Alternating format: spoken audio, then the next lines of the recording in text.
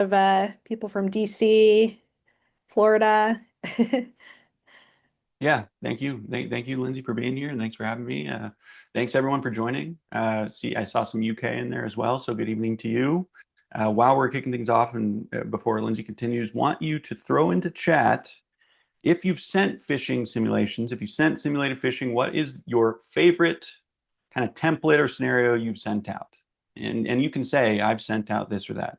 And if you haven't, what is the trickiest scenario you have received? So we're talking emails right now. I know smishing is a hot topic. We'll get to that in a minute. But email-wise, what is the trickiest email you've received if you've not sent one out? Feel free to put both if you have. And I think it's always nice to kind of share that knowledge and insight, and maybe I'll be able to pick something up and use it in a simulation moving forward. I see Amazon Prime fish testing. Wow, cameras Prime in the Day. fridge, someone stealing food. That's a unique one. I thought I saw cat facts earlier. That's always fun. Nice. Awesome. Good stuff. Job Job opportunity, opportunity. Yeah, that's a big one. MFA reset. Yep, that's a common one, I think. There was a lot of crazy opportunistic stuff going on during COVID. There's quite a bit. Yeah, it seems like any of those big events that happen, or trending topics, or yeah, whether it's current events, trending topics, that time of the year, things like that, attackers will like to kind of take advantage of that. Yeah, that's so the compensation and pay raise package, that's the stuff around compensation, bonuses, etc., is always a very tricky one because attackers have no morals, no ethics. They're going to send things that are going to get conversions, I like to call them. I treat it like marketing. They're going to look for what's going to get conversions, clicks, and credentials. And so we struggle sometimes with, do we want to do everything that an attacker is going to do? Because at the end of the day, we don't want them to feel bad and resent the training. So that's one that we struggle with. We typically do not end up pushing towards those ones that are we past that line, but it's important to know that they're out there for sure. All right, I don't want to take up too much time, so I'll pass it back to Lindsay. Great. All right. So thank you for everyone for joining. Welcome to today's Tradecraft Tuesday. We're going to be talking about the top phishing tactics and tradecraft that we see here at Huntress. Quick agenda here. We're going to be going over our in the news segment where we talk about kind of the latest news, and then we'll jump into some of the top tactics, techniques that we've seen. You can see kind of the rundown here, everything from voicemail alerts to shipping notifications. So without further ado, let's introduce ourselves here. Truman, I don't know if you want to kind of take it off on Sure. give a quick intro for yourself. Sounds good. I am the researcher. Oh, as my printer starts to update, I am the. You guys are already DDoSing me. I'm the researcher for the SAP product, security awareness training here at Huntress. Love my job. Love phishing. That's why I'm so excited to talk to you here today. Social engineering, phishing, love it. And what I focus on is what simulations we're going to send out. So that's phishing simulations, like the test fish that we're going to send out each month if you're part of managed phishing, or which episodes we should assign or build next. Work with an awesome creative team, award-winning creative team to build out episodes. And so make sure that the technical knowledge that we want to pass along in the tradecraft is all accurate and distilled in the proper way that learners are going to enjoy. And then the new threat simulator, where you get to actually think like an attacker and it's kind of like a game, working on those. So everything security awareness training, that's what I work on.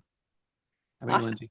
Yeah, Truman, if you're looking for someone who is the top expert on phishing and understanding all of these different layers, Truman is your guy. He sees all of the different things that kind of come through in terms of emails and everything else. So I'm Lindsay O'Donnell Welch. I'm the staff technical community engagement writer here on Huntress's adversary tactics team. So I look at a lot of the different kind of higher level techniques that threat actors are using, and phishing and social engineering and all of this kind of falls under that bucket. So very excited to be here today. Let's jump into our in the news segment here.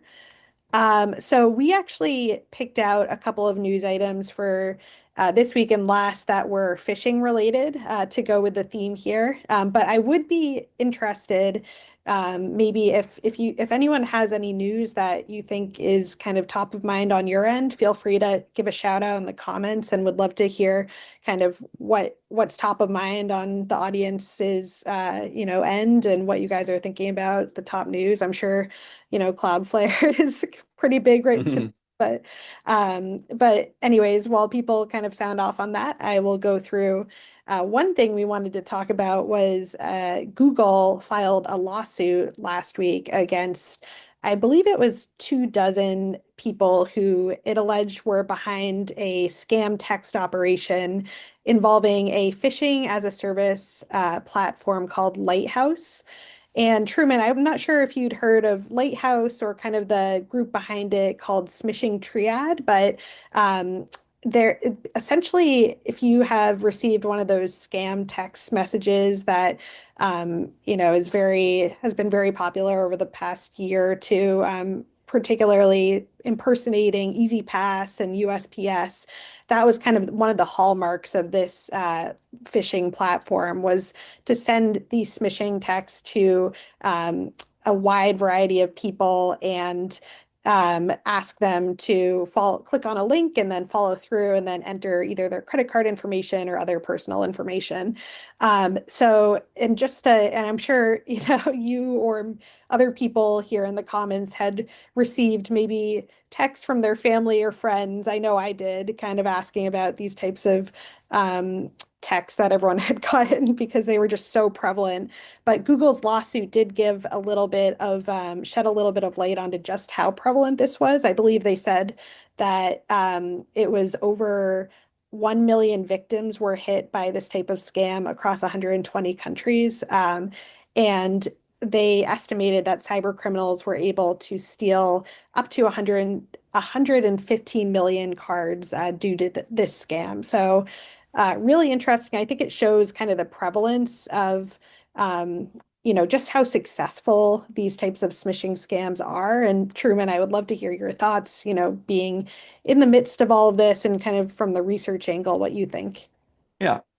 So what's interesting here is you might be thinking, okay, well, so I've seen a figure just the other day that was like $1 billion in revenue. I've seen sources and sightings that say this is China. It's an operation that's largely based in China that's sending out these mass smishing campaigns. So you think, okay, Google's a US company. Why are they suing, and what are they going to gain from trying to sue people and organizations behind these attacks?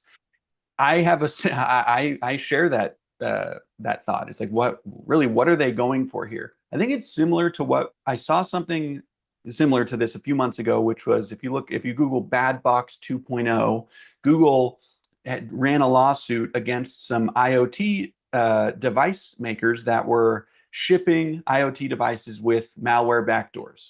And I think what Google's approach here is my thought on it is they're trying to just cause any economic pain that they can in hopes that it will kind of stifle the incentive for the people behind these attacks, and maybe say, okay, maybe we'll switch to an easier target. We don't want to have to deal with we just don't want to have to deal with it if we can switch to an easier target. That's what I believe is the approach, because you'd think a lawsuit against threat actors in another country is not really going to go so well. I think it's just Google's thinking, okay, what else can we do? We have some resources to throw at this. So what else can we do? I think it's on the mobile device operating system, developers to really do a better job of on device being able to block these. Like I shouldn't in this day and age be getting smishing texts on an iPhone. Like that's just crazy to me. So hopefully we'll see some improvements in that regard, because I still get a ton of them. And you see them start to adapt. I mean, there was even the group messages. I don't know if any of you have seen these, but I think it was like 2 months ago, maybe, there was this new tactic I saw where it was, you didn't just get a message from a 6'3" Philippines country code. You got that message, but it was a group message, and it included maybe 15 phone numbers, and more than one of them was attacker controlled. They'd send the message again, it came in as a 6'3" country code, but then the conversation was quickly renamed by one of the other attacker controlled phone numbers to look like 63235 or something like that, so that when I'm looking through my list of text messages, it looks like a real short code message I would get. Obviously, it was a little sketchy looking with the group symbol. You can see a bunch of little icons in there, and it's like, why am I getting a toll road text from a group? That didn't quite make sense, and that stood out. But it shows you that they are adapting, and also the fact that that number was about $1 billion, like they're going to keep doing this while these are getting delivered, because they're clearly working. Even though most of us here on the call today are going to be saying, "I'm not falling for this. This is a very obvious scam." People that you know, people in your family may not be aware of it. So awareness is kind of the biggest thing. But that was a long tangent. I think what Google's trying to do here is just cause a little bit of economic pain if they can. That's what my opinion is in terms of the point of the lawsuit. Yep, I'm always all for economic pain for threat actors, and I know other companies, like I believe Microsoft did something similar to this a few months ago with Raccoon 0365. So this is something that we're seeing at kind of a wider scale, and hopefully will make some sort of dent, even if it's just temporary. So, all right. So this is the other thing we wanted to focus in on.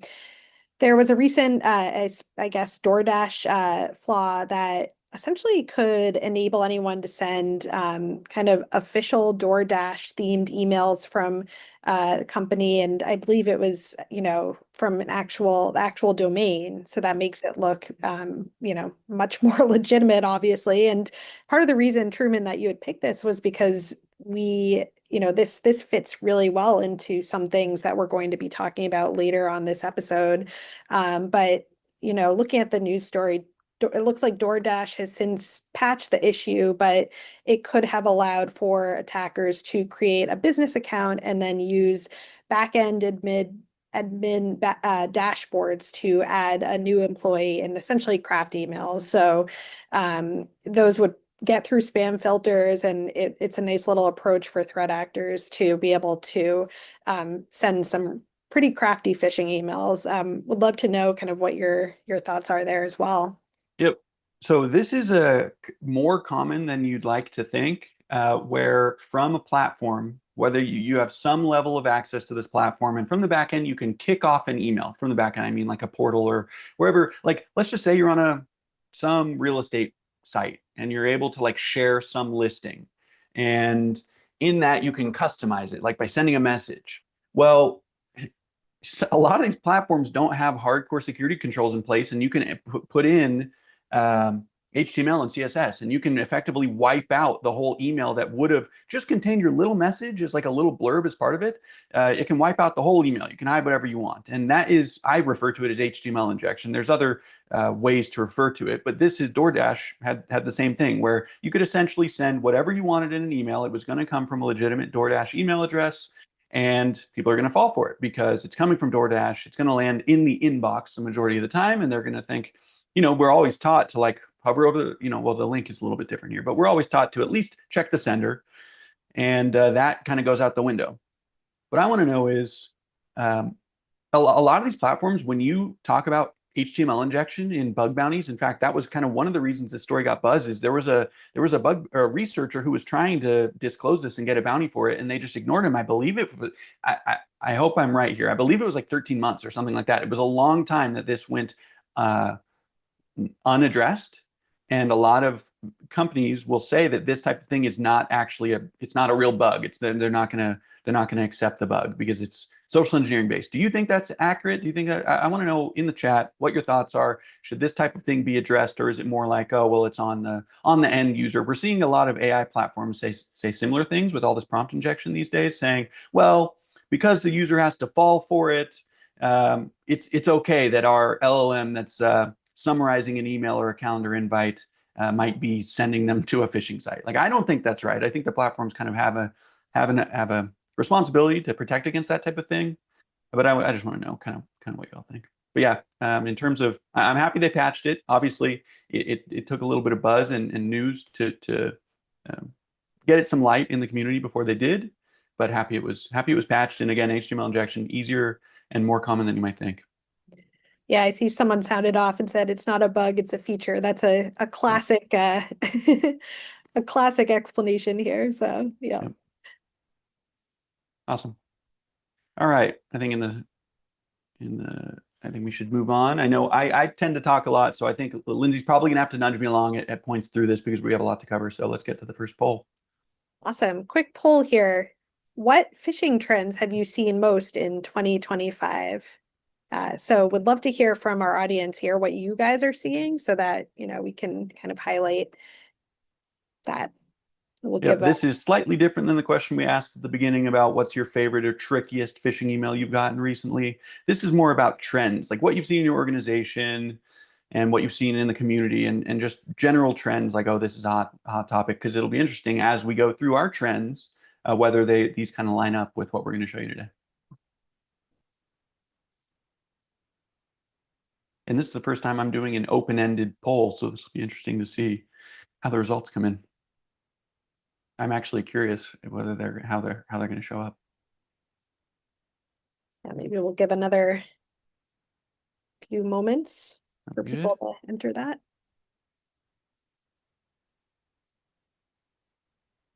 Thank you, Cody, for posting that DoorDash article.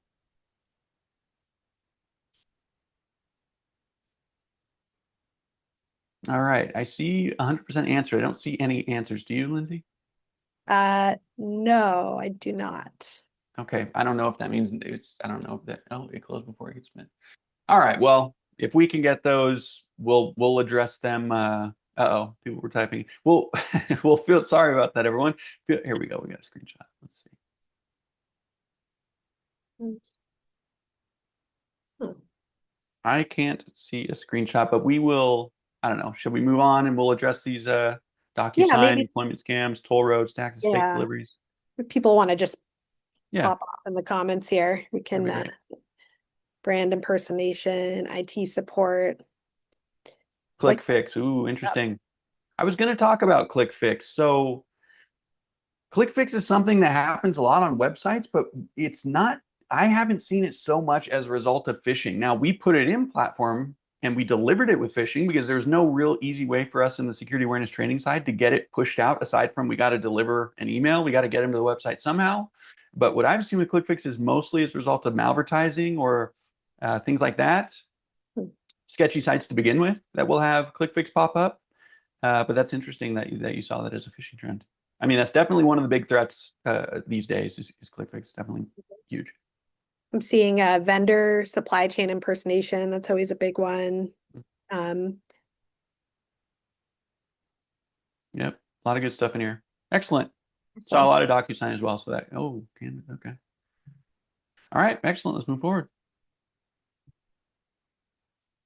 Okay, should I kick it off? You want to say anything here, Lindsay? no, go for it. Okay, so we're going to get into the first kind of trend that we've seen. Last year, we did a threat report. We did, I think maybe in, I don't know when it is, January, February, we're going to release a 2025 threat report that's going to cover kind of threats that we've seen over the past year. We did the same thing last year.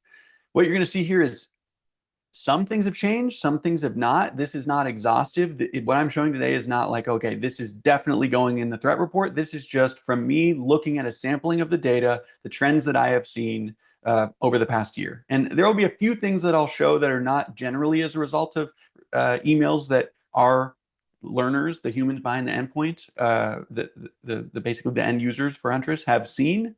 Some of them are going to be things that I've kind of taken from the wild, but the majority of them are going to be things that we have actually seen affecting our customer base. So first of which, voicemail lures. Okay, so I'm going to show you a few examples here. First one is going to be with attachment. And this is a basic text email. I don't show the attachment here. I believe it was att.svg. The big attachments we're seeing, I'm just going to say right off the bat because I don't have a slide dedicated to this, are SVG, HTML, HTA, LNK, or shortcut files. Those are the biggest attachments we're seeing. And in SVGs, I'm just going to say this outright. When you see an SVG, the majority of the time, they are just redirecting you. As soon as you open the SVG, they can be open in browsers. And to give a little bit of backstory here, let me start my timer. I mean, I could really see myself going over on time. We're going to try not to do that. SVGs are like an image format that graphic designers will use because it scales great. But most people don't know that. And they're used a lot in these voicemail messages. Now, of course, you can see some red flags here like this ID. There's going to be red flags in the majority of these emails, even though we say, and it's true, the The hardcore threat actors are these days leveled up, especially with the help of AI, and they're not going to have typos and things like that. But it's not to say they're completely gone. You're going to see the majority of these have somewhat obvious red flags here. We got the double unsubscribe, which is interesting.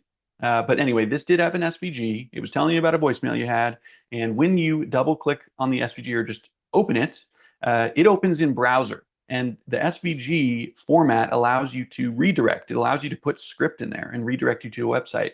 And what we saw here is a little bit of code that's kind of trying to populate an email address. What it's really doing at the end of the day, it's pointing you to a fake Microsoft login page and then trying to auto-populate the email address if it can. In fact, I think this was a Raccoon campaign. Yeah, I believe it was.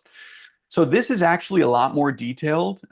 Some of the stuff was blurred out and obfuscated. So what they're trying to do is get you to a malicious login page, and they're trying to do it with that while avoiding detection. So they'll put some obfuscation in the SVG to try to avoid email security gateways and things like that. But main point is the majority of the time you get an SVG trying to redirect you. The majority of the, they've moved away from like EXEs and stuff like that in attachments as much to more benign things that are trying to just get you to open your browser, and then from there they can take you somewhere else. They can get you to download something, etc. All right, next, again, to move things along, we got another example of the voicemail. More obvious red flags. This is more of a traditional one, just trying to get you to click a link in the email to preview the full transcript. We got more red flags, one with this back tick here. It's double important with the 2 exclamation points, and you got your newly voice email with the count. So some of these are obvious, some aren't. The branding's off on this one, but again, this is another example of a voicemail that we see. And then another one, the interesting thing about this, and you're going to see this as a trend, and this kind of goes back to what we were talking about with DoorDash. This is sent from DocuSign.net. So it's more of that platform abuse, that service abuse. And this one it has nothing to do with DocuSign. The whole email is kind of net new. Again, some red flags here around outdated formatting and outdated copyright year and things like that. But they want you to listen to the voice message, click to basically go somewhere that you're going to end up entering your credentials. But the interesting thing about this one was that it's sent from DocuSign.net. So that idea of, hey, check the sender is not going to work so well. Now, you still have to put your critical thinking hat on and say, is this relevant? Am I expecting this? That type of thing. I mean, a voicemail is one of those trickier ones that you're not really going to be expecting a voicemail, but you want to check the relevance. Like, should I be getting something that says Ring Central from DocuSign? Do I use Ring Central? Things like that. So there are still some critical thinking things you can do to get those spidey senses tingling. Yeah, I think that was it for the voicemails. But yeah, Lindsay, you had something. Oh yeah, Truman. I was just curious, when you're looking at the these sender abuse techniques, obviously in the news segment we saw kind of this DoorDash feature slash vulnerability slash bug.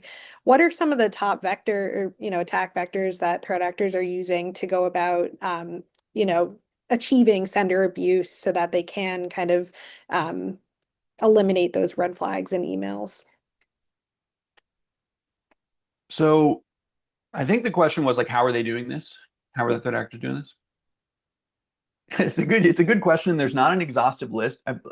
What my take is and how I would approach this, because I don't have like this is how they're doing it on DocuSign, this is how they're doing it on Google. Like we literally saw this on Google.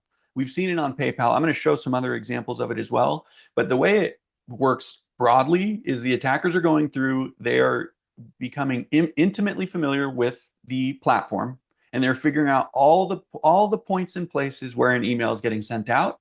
And then they're trying to just step by step, bite by bite, minimize what's actually supposed to be in there until it turns into something where it's now totally different. Like, for example, you might, back to the real estate example I used before, it might be that when you first start out, the subject line is, hey, check out this listing, and it shows the listing, and there's a little speech bubble that says like, thought you'd like this, Lindsay. And then step by step, you change it to now more of the email's hidden. And now I've been able to rewrite the whole email. And then the next step is I want to change the subject line. And then the next step is I want to change the from name. So that's how I would approach it broadly. And I think that is the majority of what is happening. But sometimes it's just the way like name records and things are set up. I think that's less common for these big players here. But you'll even see there's a lot to it, but I want to stick with the broad approach that I believe is what's used most. And that's what we saw specifically in DoorDash as well. Absolutely. Cool. Awesome. Oh, okay. So what happened here? Oops. What happened here is when you clicked on listen to voice message, what I thought was interesting about this is it took you to telegraph.ph, which I thought was like an interesting domain. They had like a kind of shorter domain. And that's like a little middle ground where they're deciding whether they want to take you somewhere else. And they can put in some code and say, if you're from a certain IP address, you have a certain user agent, they can try to like narrow down the funnel to only get their intended targets to the final page. This obviously looks sketchy, but then they had login.ring center voicemail.top. .top is a very common malicious domain. Like if you see that, the chances that the site are sketchy or malicious are like 99%. So that's just something to be aware of. .vip, .xyz, .xyz maybe a little less so, but .top and .vip are like the top dogs for sketchy sites go here. So I just thought this was interesting to show. Gotta love the top domain. Yep. Yep. So I say this every time. I'm a huge fan of the .support domain. If you're doing phishing campaigns like Acme, let's just say you're Acme Corp and acme.com is like your domain. You should go by acme.support and fish from that because I just think it looks very legit to the end user. That's just my hot take. Okay, so let's get to the next one, callback phishing. So another one you're seeing here. So callback phishing, well, I guess I'll get to kind of the point of callback phishing at the end, but maybe Lindsay and I can talk about it. But this one, to jump right into it, first example, again, this is actually coming from Visa. A lot of times the callback fish will be about a certain charge you got. Like they'll say the specifics of the charge, which you'll see moving forward here. But this one is about the actual payment method, Visa. And we got dear user, payment of $699.95 done. So again, more red flags here, more of the kind of English not as a first language for these threat actors. Now, this was sent to an Australian user. So the phone number here kind of made sense. But again, this is a scam phone number. And if you call, they're going to try to exploit you and end up, getting something from you, which we'll talk about more. Just wanted to point out again that this is one of those ones that was interesting because it's not about like a specific charge or thing you bought. It was at a higher level, the payment method. So it's even more, one, it's like a little more unique in that regard. And two, is a little more authoritative. Like Visa would know that there's some fraud going on. So maybe I need to call this. Now, this is another example of where they were not able to change the sender name. They were not able to change the subject line. So they're trying to abuse what they can, but then they're like, well, whatever, like we're 80% of the way there with what we did here. Or maybe it's like, what it sounds like they did just looking at this now? They just replaced the name. I can almost guarantee. Everything else is like everything else they just basically is canned, but by changing the name to dear user payment of all the way through 721, and then kicking an email that's like, I want the sales department to reach out to me, it looks like then they just redirected it to their target. So that's another example of they're trying to abuse what they can. And as you can see, the phone number down here is different. Everything else here, I would say with pretty high confidence, is canned. Like this is just a canned, hey, we're going to thank you for requesting us to contact you. But so yeah, this is interesting. Next, we have a very basic text-based email. And this one was, so this one had a PDF attached to it, okay? It was sent from Gmail. You'll see that a lot. It's like some threat actors like, you know what, I'm just going to buy Gmail accounts and use those to send my phishing, whether it's like CEO impersonation, which is always interesting to see that coming from a Gmail. But this had a random ID. It had a random invoice number. It had some random address and time. Very simple message. And I think they're trying to just get the intrigue going. Maybe it's just they're low effort. Maybe they want to get the intrigue going and they just want you to open up the PDF. And what they see next is you see a pretty legit looking PDF. Like it's definitely much more branded and higher effort than the message was. So it looks, official. But these phone numbers here are scam phone numbers. So this is kind of what I was referring to a lot with callback phishing. They want you to be concerned about one specific thing that happened. In this case, it was, you purchased Bitcoin. And then it's like, if you didn't, then give us a call back at this number. So again, just kind of an interesting one to be aware of. A lot comes in from PDF. And then more PayPal. We saw that PayPal was in the PDF here, but this one's actually from PayPal. Again, more platform abuse, more service abuse here. And this is talking about a money request that was sent. I think this is similar to the Visa one that we just saw, where they kind of have things that are canned. Like this link goes to somewhere that you would need to be. It's like the threat actor probably has access to this link, but the victim doesn't. And so it's not going to go anywhere. It takes you to the PayPal login page. And this is all stuff that the threat actor kind of set up and did some, kicked off some request. But the brunt of what they want to show to the learner, they're trying to like massage it. Like, okay, we're going to show that there was an app that we want you to get the idea, or that we want you to think when you open this that you paid $600 to Apple. Obviously, that's not what happened. There was a request. The threat actor kicked off some request, bounced the email to you, and tried to get their little malicious callback text just in this section here. It came from PayPal. So the idea of check the sender is out the window there. And then they're going for people with just lower security awareness that aren't putting together all the things we just talked about. And they're going to end up calling this phone number and getting scammed. So before that, do you want to talk about anything you want to mention, Lindsay? Yeah, no, someone actually asked a question in the Q&A, which I thought was interesting and aligned a little bit with your points here regarding some of the red flags that we saw in, specifically in the Visa message, but then some of these more canned emails, but essentially asking, with AI use by threat actors increasing, do you see a future red flag being perfect spelling instead of misspellings, where the latter then means most likely a real person and real communication? And as kind of a follow-up, how would you recommend sharing red flags that might conflict with each other to not cause fatigue or confusion? I think that's kind of an interesting question, just with more threat actors using AI for crafting phishing messages and also for landing pages. Truman, would love to hear your thoughts on what you're specifically seeing there. But it is interesting. I'm sure we'll see more M dashes and kind of these these content specific things. But the notorious M dash, yeah, really, that is a dead giveaway. Okay. Although, nothing personal to like the 0.05% of you that were like, I used M dashes before ChatGPT days. Okay, I believe you. Okay, so I think we're a long way from being able to say if there is a typo, then be suspicious. Also got to take it with a grain of salt. If you're dealing with a much smaller company or you're getting an email from a person, then that's going to be a lot more accepted and make more sense for there to be some type of typo versus if you're getting like a branded email, it's much more rare to have typos. But I think from just what you're seeing here and the amount of red flags we're going to cover, even though we all think AI is generally highly available, there are still a lot of typos and red flags and things like that in emails.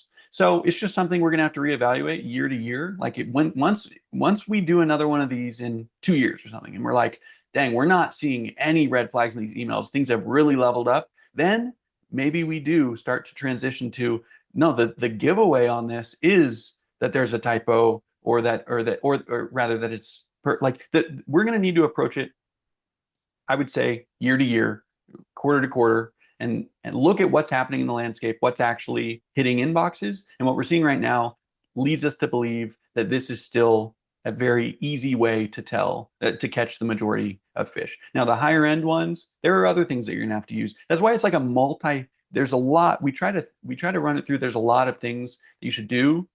The security awareness is like layered so that even if an email looks great and there's no typos, it's almost like, no, this would, like, sometimes you hear people falling for phishing emails where it's like, no, I was literally expecting something from my boss. And like this came in and it was impersonating my boss. And so that's why I clicked and things like that. And then it just comes down to like, okay, like what was the URL and things like we always try to do the defense in depth, especially around social engineering and phishing particularly. But it's a good question. Something we'll need to reevaluate, I think, as time goes on. Right now leads to, my thought is we still got quite a bit of typos and things like that. Before I move on, wanted to mention callback scams, what they're doing at the end, like what they want you to do. The majority of these end up with you purchasing gift cards. They want the victim to purchase gift cards for them, which sounds crazy. But these people are used to just talking on the phone and just smooth talking people all day. They often will get you to install an RMM, Screen Connect or something like that. They will get you sometimes to like they'll say, okay, let's fix this. I'm going to refund you this money. And then they'll have you type something into command prompt or they'll paste something in. They'll ask for control of your screen. And again, they're preying on people that don't have high levels of security awareness. They will make it look like they refunded you way more than they were supposed to. They didn't really refund you anything. And now they're going to lose their job. And they give you a sob story about how they're going to lose your job. And now to make it okay, because they refunded you far more than they were supposed to, you are supposed to go out and purchase gift cards. That is by and large the most common kind of tactic and scenario that you see with callback scams. So just wanted to throw that out there. Okay. Okay, so we have 20 minutes left. I'm really going to start speeding through these things. So Microsoft Teams. I put Microsoft in parentheses here because some of this is about Teams, some of this is about Microsoft. Sure, we still have a lot of various Microsoft, like, hey, someone tried to log into your account or your password's going to expire, things like that. Here's one that I particularly thought was funny, just with the italics here about soon. Your password expires soon. They really wanted to bring the emphasis to the urgency there, but in a smooth way. So I just was cracking up when I first saw this one. That's set to expire in 2 days. Expires on this date. And if you want to keep your password, you can click the button. So that one I thought was funny. Here's another one, more platform abuse. Smooth criminal, yes, Jason.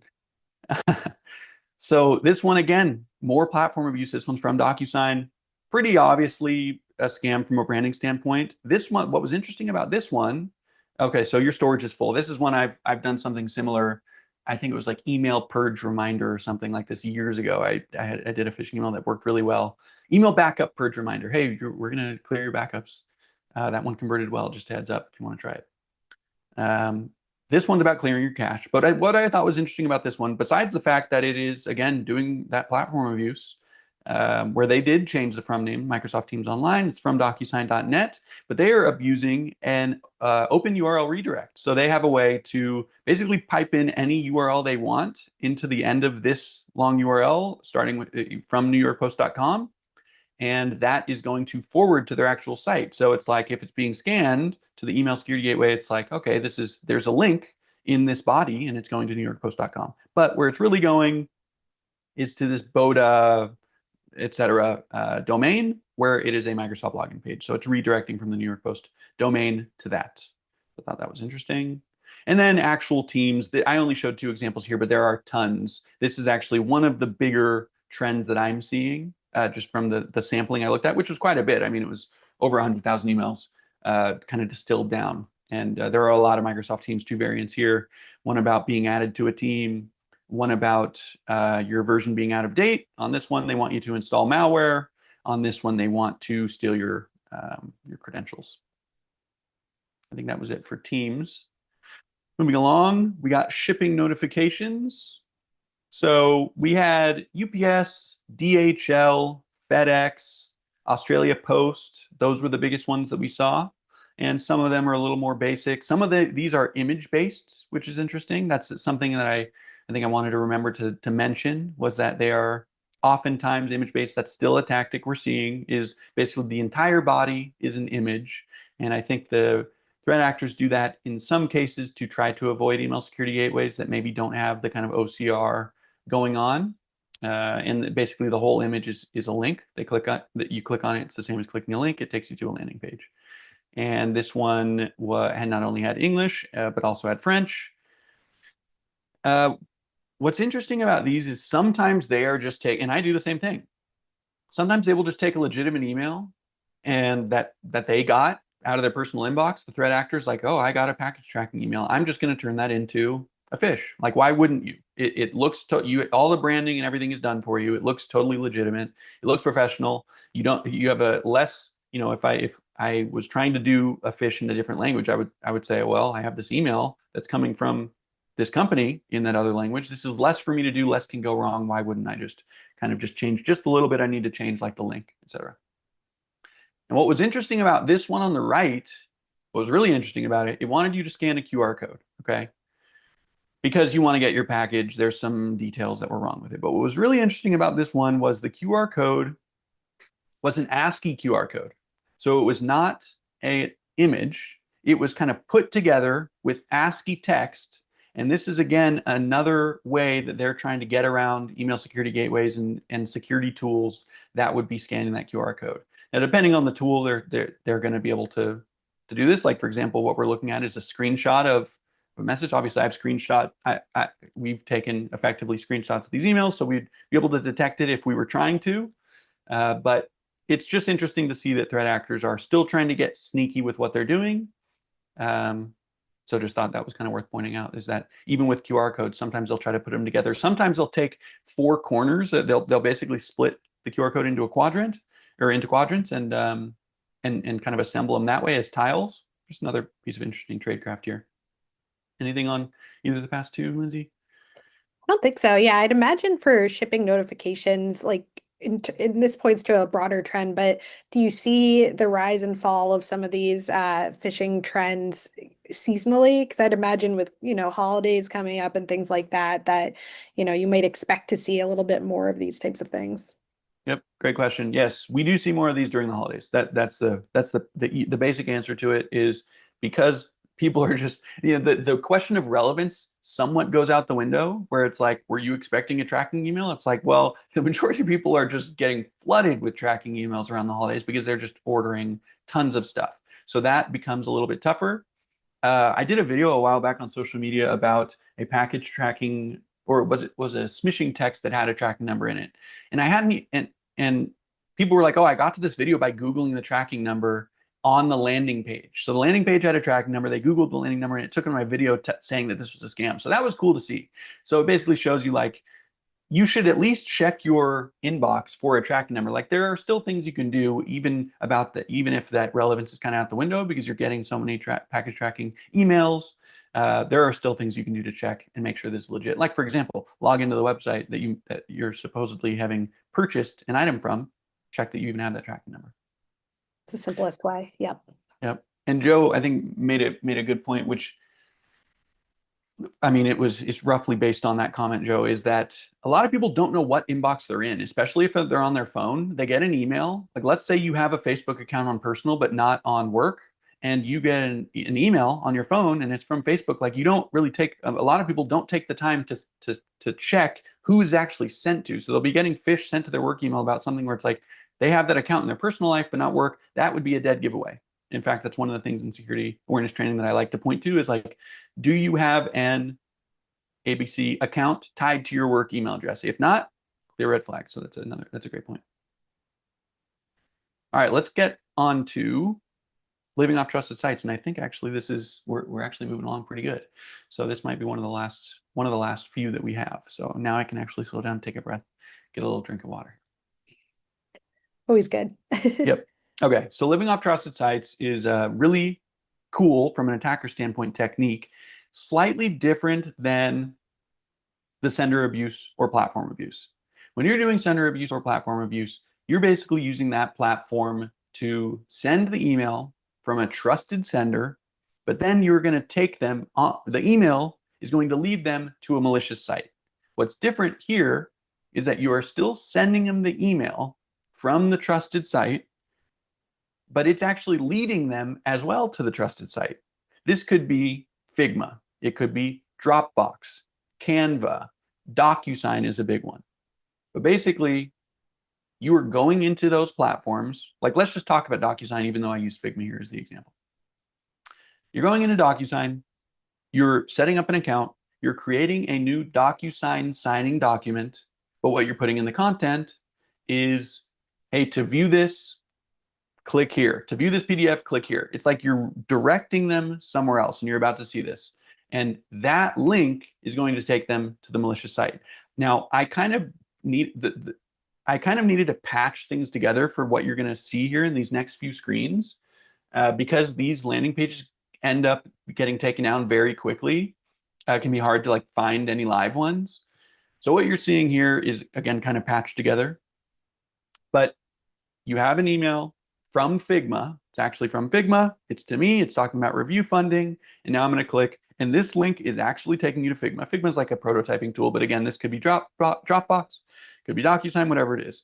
It's from the real source. It's taking you to the real source. So when we click accept, we're again taken to a real Figma site.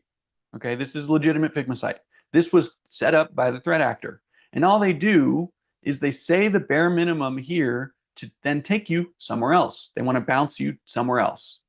And this link is what takes you to the malicious website. Now, why are they doing this? They want this to land in your inbox. They don't want it to be flagged by email security gateways.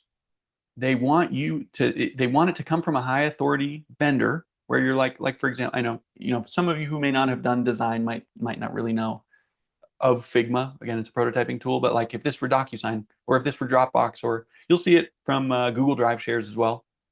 It's like, oh, I have this email that's coming from this trusted source, and they will end up taking you to the trusted site. Again, no red flags yet from a security standpoint. But then when you click that link, that's when they're bouncing you to, well, first, a lot of them are using Turnstile, Cloudflare CAPTCHA. In fact, we do that as well because we see it work very well. We see it work well for threat actors. So we said, okay, we're going to start using it ourselves for our simulated phishing. It works surprisingly well at making sure like big browser and basically browser security scanning doesn't end up hitting that page. And once it determines that you're a real person, it's bouncing you to a fake Microsoft login in this case. So again, the reason they do it, they want it to land in inbox. They don't want to get shut down. They're trying to stay alive for as long as possible. And so by bouncing you around and getting that official verified delivery, they're able to kind of get you here in a way that hasn't really raised any red flags. From here, it's an adversary in the middle login. So like hopefully, we have ways of trying to. I'm not going to get too far into the details, but that's basically from a mitigation standpoint. But that's basically what they're going for from living off trusted sites. Is the majority of time they're trying to get you to put in your credentials, put in your MFA code, and take over your identity from there. Okay, so we have a little bonus here. I think this is the only bonus we have. Let's see. I think this is like a two-step thing. So I talked at the beginning of the webinar about the type of attachments that are common. HTML is one that we see. This is about a secure signing document. This is obviously not branded like you'd see typical DocuSign, but what they're trying to do in getting you to open that HTML is they didn't put effort in really in either front, but especially not here. This is what I would call a low effort phish. They're doing like the bare minimum here, but what they want you to do is download and install malware. So that I just wanted to throw that out there because sometimes in HTML, well, so there's also browser in the browser, which I didn't bring up at all, which is very tricky. I've talked about it in the past on webinars. Browser in the browser is when I should have put a screenshot in, but I didn't. And you'll see it in some HTML phishing attachments will have this. You'll open it up and then it'll look like there's like, the SSO pop-up. Goldfish. If this is what I'd consider a goldfish, sure. Thanks, Oscar. I like it. So if you ever, see a page and it's like you see this pop-up come up, like for example, sometimes you're trying to log in with Google, it'll show you a pop-up and that's where you put your Google credentials, for example. Well, that pop-up window can actually be drawn with HTML, CSS, and JavaScript. Like if you try to drag it off the page, it gets to the end of the window, or drag it off the window, it gets to the end of the window and then it like gets cut off. That's called browser in the browser. I'd highly recommend you all look into it because that's a really tricky technique. The reason I didn't include it is because it's not really a trend we're seeing. It very rarely will we see that. It's a pretty tricky tactic, but that's something that you should be aware of if you're seeing HTML attachments, is that sometimes they will have something where it's like, oh, this is a Microsoft login page. The reason they do it, I almost forgot to mention, is because just like this here is a window, this is a real browser window, but in browser in the browser, that pop-up that pops up, the threat actor can basically type in whatever URL they want. So whereas if it was a real pop-up, or basically if it were an adversary in the middle, fake Microsoft login, like this, for example, where you would not see a real legitimate Microsoft URL, if this were a fake pop-up, you could type in whatever you want here. You can make it look like login.microsoftonline.com or whatever you want, really. You can make it look legit. So that's the danger. That's the big danger of browser in the browser, is it looks totally legit. It's common in HTML. Just wanted to say that as an aside. But this example is just a kind of a low effort goldfish, again, as Oscar said, about downloading and installing malware. Okay. So that was a lot, Lindsay. What should we cover? Because I think that's kind of it, aside from just some housekeeping. Yeah, I've seen a lot of comments and questions regarding more on the defense side, really, kind of how you scope out some of these. Obviously, there's a lot of detection evasion tactics that you're talking about here. So, what the best ways are to kind of cope with some of these techniques. And someone in particular said that they, for instance, received an email that looked very legitimate. It came from what appears to be PayPal, didn't go to their spam folder, and the links looked real, claiming that they received a settlement payment. So in situations like that, what would be the best practical steps to verify whether such an email is actually legitimate versus a phishing attempt? And are there specific tools or checks you would recommend for safely testing suspicious messages without clicking anything? And I know you talked a little bit earlier about some of these methods, but would love to hear your thoughts there. Yep. Okay. I think I've seen a similar PayPal one where it was like what they were trying to get you to do by clicking a link was add the threat actor as a secondary contact or login to your account. So it was like this pre-built link that if you clicked it and logged in, it hooked into this flow where basically all you need to do is click the link, log in, and then it ended up adding the threat actor as a secondary contact. That shouldn't be possible. That's something PayPal, I think, needs to fix. But that's an example of one that's really tricky.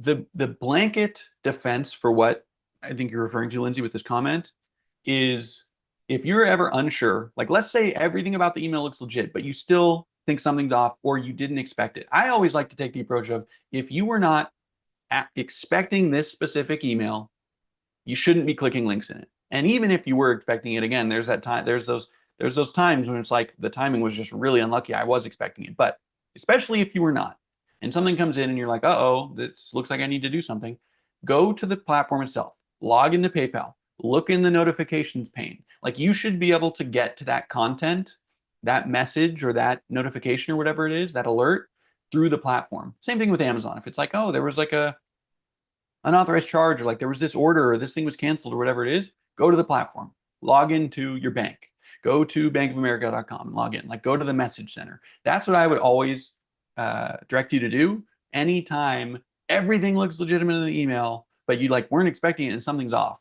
That's the safest way to ensure that you're not going to get scammed. Is like if you click the links in the email, you never know what's going to happen. Again, some of these links are like populated, they look legit. It's a real PayPal link, but some of these are populated in a way that like it's going to take some action once you log in by clicking on that link.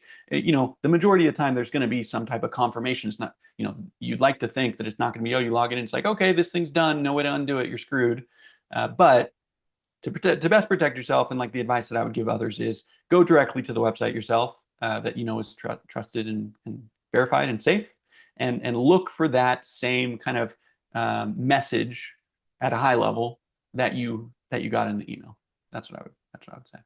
And back to kind of how else to protect yourself. Like it's not that we saw a lot of service abuse and platform abuse in these examples. It's not that you shouldn't check the sender anymore. Like that is still one of the ways you're going to catch most of the fish.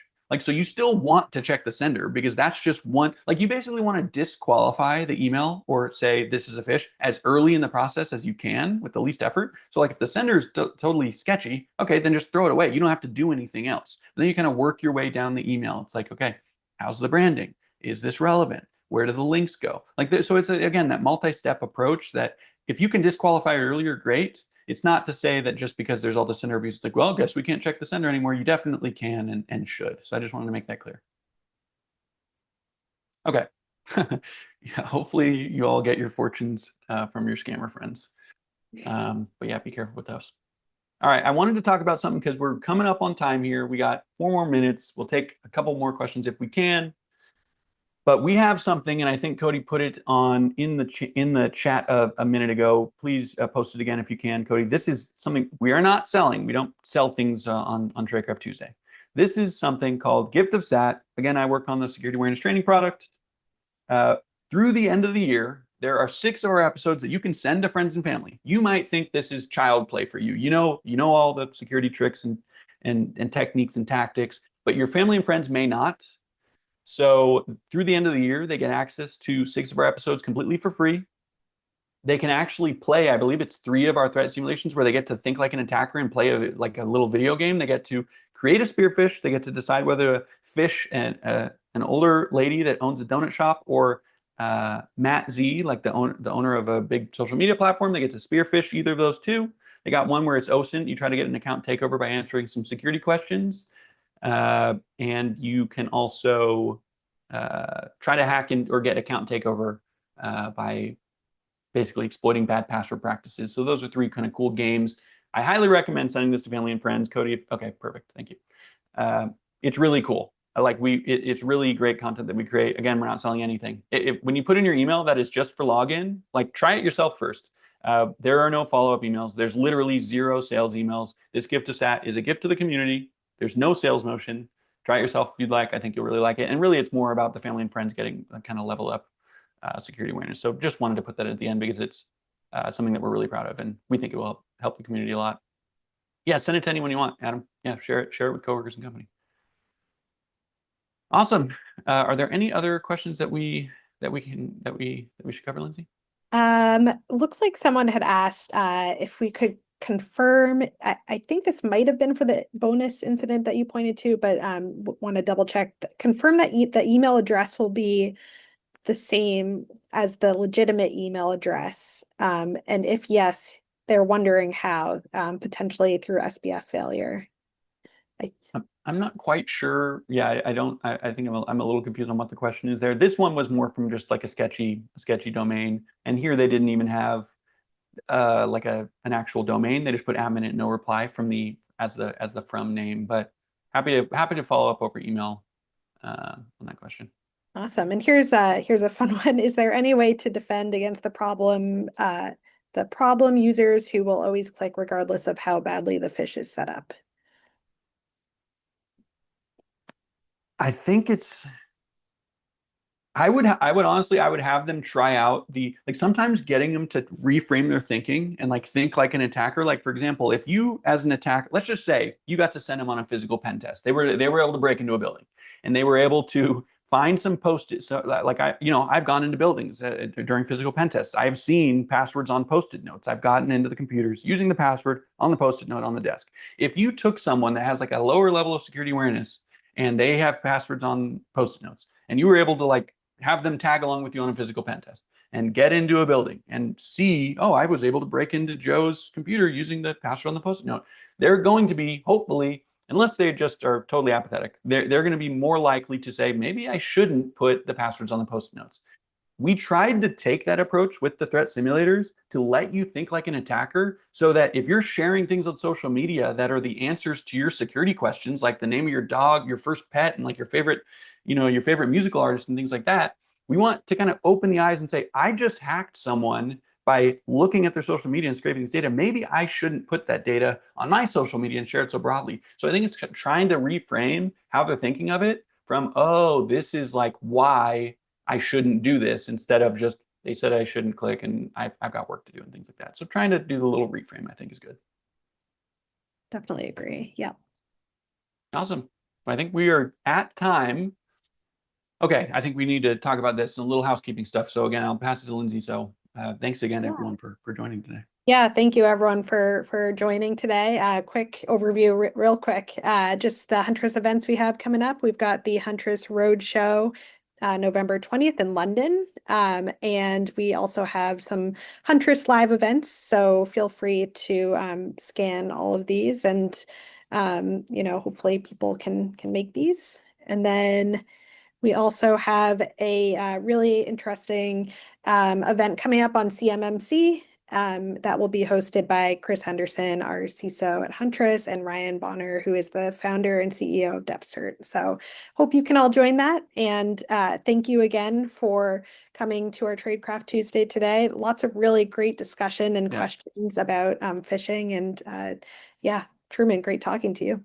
Yeah, likewise, Lindsay. And yes, you can trust this QR code. I should have said that out front.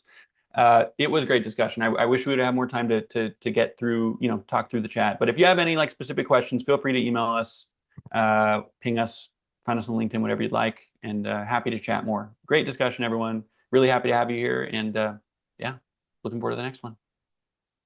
Awesome. Thanks. Thanks all. Yes, recording is going to be available.